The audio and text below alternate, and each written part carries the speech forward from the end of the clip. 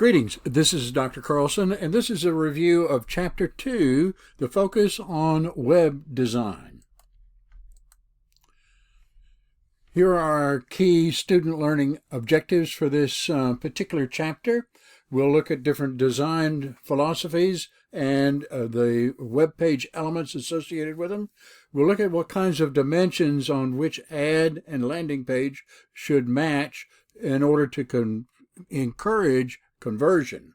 And we'll also, because this is so important in search, look at different types of landing pages.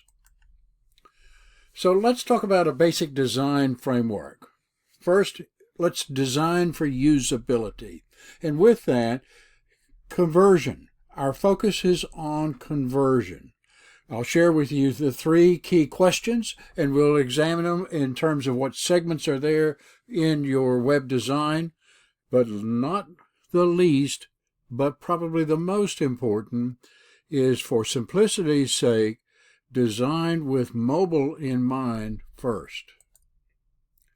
Now, for usability, we want to follow some basic website conventions and create effective visual hierarchies that are easy to break up into clearly defined areas. It also makes it obvious what's clickable. We try to eliminate distractions, and we also format content to support scanning. Look at this homepage design. It follows these conventions for visual hierarchies and clearly defined areas. It's also evident what's clickable, and it eliminates the basic distractions that can be there. It's always focused on this Walmart homepage on the range and breadth of product offered. From a mobile standpoint, we also see how that same kind of page can easily translate to a mobile device with the same basic criteria. Now, for conversion-centered design, we have to look at context, clarity, congruence in thought and focus and purpose, credibility. We also need a closing statement. So let's take a look at this as an example of conversion-centered design. From an attention standpoint, what do you see? A big headline. It has a purpose. Reinventing teamwork. This is all about Dropbox and SmartSync. And that message is carried forward. Boost productivity with Dropbox for Business. And notice it's very evident what to do next. Try this for free. Or download and get the basic product.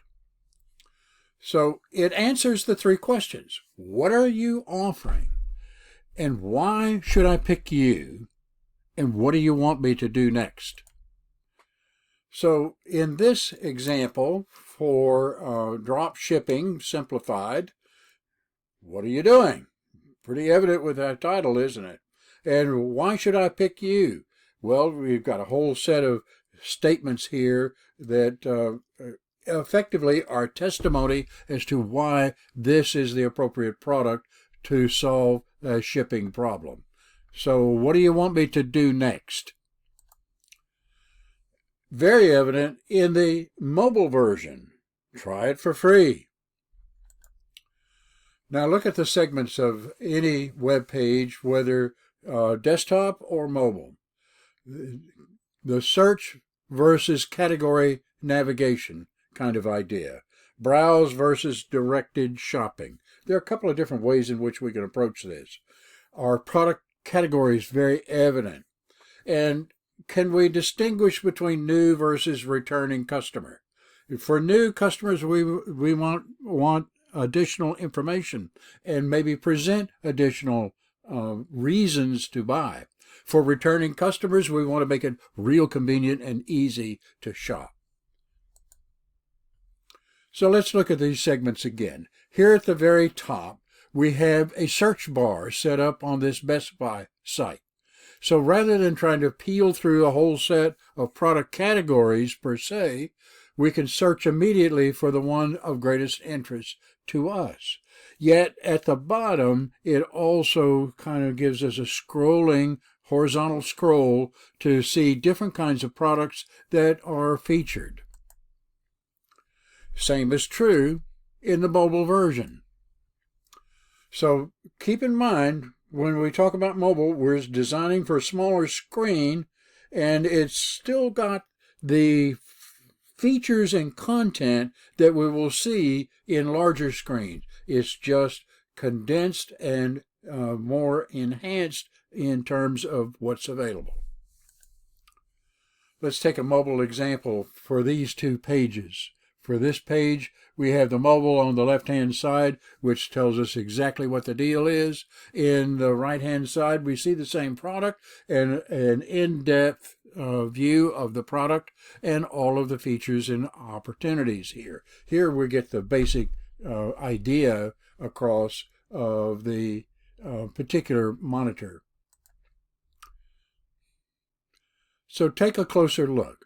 We have the pricing information, we also have the product information, and we can scan or scroll down to see more of that information if it's desirable. But when we're on that second page, we get the same thing that was on the desktop page with being able to select your model, select your color, and add it to the cart. So we're just changing the sequence of presentation of the material from a horizontal to a vertical alignment in order to take advantage of the benefits of a mobile device. So we see the same thing again in this example with more information about this particular monitor and being able to see the reviews as well as add it to the cart. Always we come to the point of what do you want them to do next? In this case, add it to the cart. If we want to increase conversion rates, we have to be real clear about what it is they want them to do and make it as easy as possible. We give them a reason and then make it possible. Look in the left-hand corner. Subscribe. All right, I want a conversion in terms of a subscription.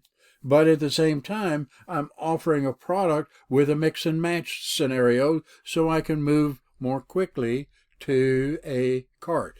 So this page can give us two different types of conversions, one for purchase and one for enrollment. But before we go forward, I want to make a point about design.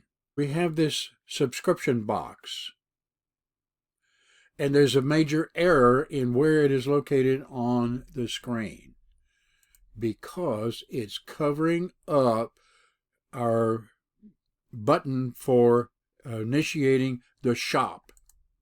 So a more appropriate place for that to occur is somewhere where we're not overlaying the step we want them to take towards a product purchase conversion.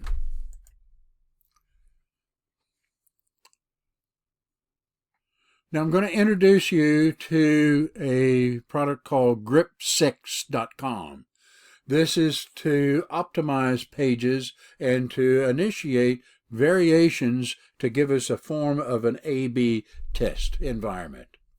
This is where we can bring in an original page and create two variants for different viewpoints on how to present that particular screen to optimize conversion opportunity.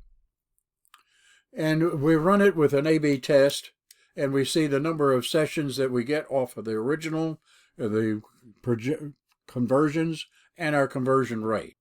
We have our original page, which got 60,000 sessions. We've produced these two variants. It says different ways in which we can look at this page, but neither one of them actually generate more income. The question is, does it serve a more unique market that may be additive in nature? In this case, we're getting $81,400 in revenue off our original page, and while our revenue per session is less, it is gross revenue higher. It is at least at a base conversion rate. Now, the purpose of this tool was to increase conversion rates, and in both of our variants do that, but they don't necessarily generate more revenue. Now, let's take a look at it as we extend this from an email perspective. This is your remarketing opportunity, the opportunity to market again to someone who's expressed an interest in your product and service. We have total number of emails collected, the value of them from a retail perspective or revenue perspective, but here's our value that's generated per session, and it's significantly higher than we get out of the two other variants, both of whom do not necessarily produce even half the volume of emails as the first version did.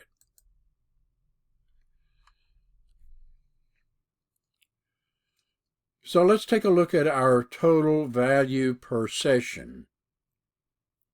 They're fairly close. And in fact, our variant 1 didn't increase it at all. And that increase of value per session is only slightly greater with variant 2. But the multivariate tests generated these three different screens. And yes, slightly different alignment, different in way in which we solicited the email information, as well as presented product and the sale pitch. Now, other elements about web design that we need to keep in mind that go beyond the pitch. Color scheme. Yes, color palettes matter. And where and how are the buttons placed and shaped? What images do you project with, and what is the associated message of the image? How easy is it to navigation? And are there any symbols for trust? In other words, secured activity, some other form, HTTPS versus HTTP, any video. And in a recent AMA event, one of the experts said, don't worry about blogs and the extent of written comment. It's being replaced today with video. For search purposes, we need to have effective landing pages, and that's not always the home page. If you've got an ad that pitches a product, then we need to have a landing page from that ad that satisfies the user who wants more information about that product. And whether we're looking at sales of a product or we're trying to generate leads for a particular service or contract or subscription, whatever that purpose is, we need to have an associated landing page that matches up with what the advertising bills as expectation. And here are types of landing pages. Prana is showing product in this case. So the ad is about men's pants. This is the left-hand side of your screen. In Jane, we're looking at home furnishings and fashionable goods. So we've got two different kinds of products being displayed. How about this idea of making a travel commitment?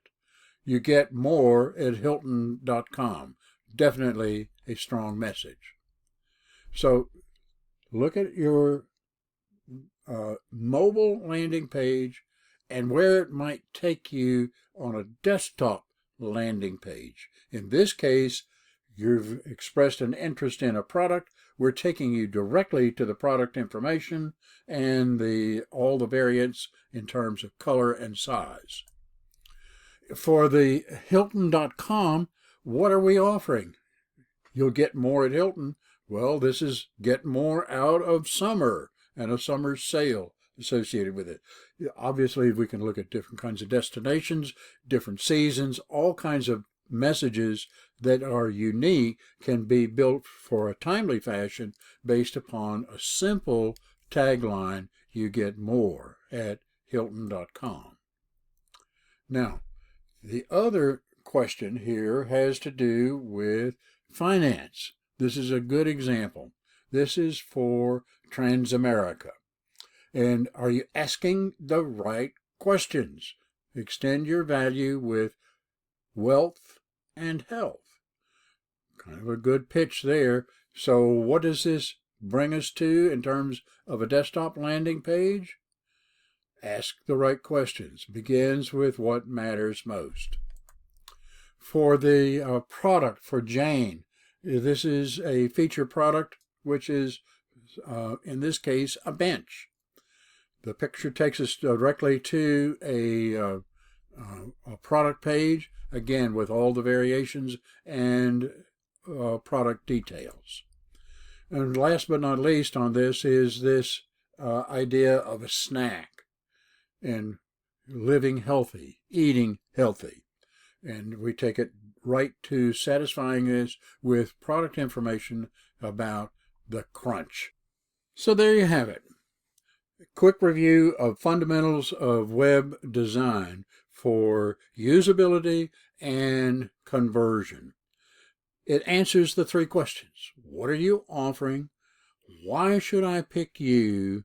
And what do you want me to do next? Always designed from that perspective, and also with the understanding that it's going to appear in two types of devices, a desktop and a handheld device. In either case, you need to design that you're covering the same content and message. It may be presented slightly differently, but it remains the same. And the final point is when you make a pitch, with an ad, you've got to make sure that the information being presented in response to the ad is consistent and congruent with the intent of the ad. So let's get cracking. Week 2 is rolling. It's time to really get buckled down on the work for this course.